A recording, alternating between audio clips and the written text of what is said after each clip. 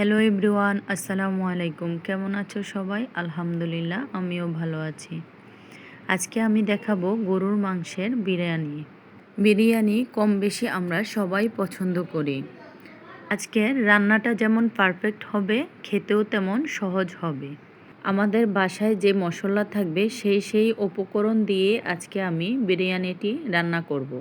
আর কথা নয়, চলুন রান্নার মূল উপকরণগুলো দেখিয়ে দেই। প্রথমে একটি হাঁড়িতে আমি 1.5 কেজি পরিমাণ গরুর মাংস নেব। এখানে মাংসগুলো আমি ছোট ছোট করে কেটে নিয়েছি। দিয়ে দেব আদা বাটা 3 চামচ পরিমাণ, রসুন বাটা 3 চামচ পরিমাণ, পেঁয়াজ বাটা 3 চামচ পরিমাণ। তারপর দিয়ে দেব লবণ। এখন দিয়ে দেব জিরার গুঁড়া 2 চামচ, ধনিয়ার গুঁড়া 2 চামচ। এখানে আমি বাদাম এবং কাঁচামরিচ একসাথে বেটে নিয়েছি।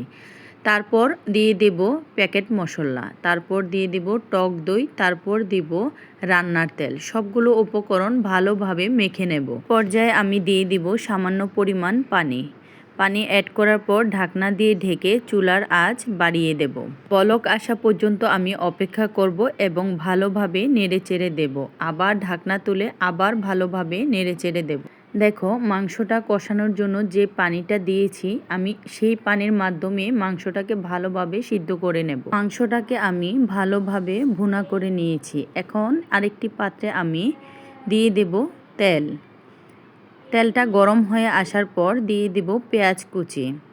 পেঁয়াজটা দেওয়ার পর ভালোভাবে নেড়ে চেড়ে ভেজে নেব।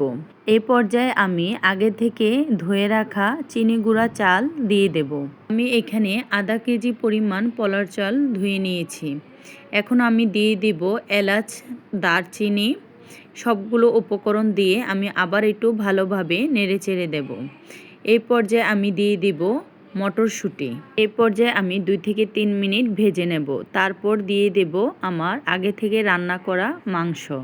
এই পর্যায়ে আমি চালটাকে মাংসের সাথে মিলিয়ে ভেজে নেব। তারপর দিয়ে দেব গরম পানি। এখানে আমি 1 কেজি পরিমাণ পানি দিয়ে দেব। এই পর্যায়ে আমি আবার একটু নেড়ে চেড়ে দেব এবং হাই হিটে রান্না করব।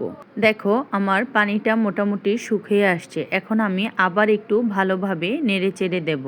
একটু নেড়ে চেড়ে উল্টে পাল্টে ঢাকনা দিয়ে ঢেকে দমে রেখে দেব।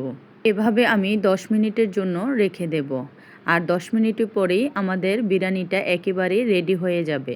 এই বিরিয়ানিটা আজকে আমি খুব কম সময়ে সহজ উপায়ে রান্না করে দেখিয়েছি, যাতে করে আপনারা সহজ উপায়ে তৈরি করে নিতে পারেন। এখন আমি এখানে ডিম বসিয়ে দেব। এই তো আমার ডিমগুলো হয়ে গেছে। এখন একটি কড়াইতে আমি রান্নার তেল দিব এবং এক এক করে ডিমগুলো আমি লবণের সাহায্যে ভেজে নেব। আমার এই ভিডিওটা আপনাদের যদি ভালো লেগে থাকে অবশ্যই কমেন্ট করে জানাবেন। আল্লাহ হাফেজ।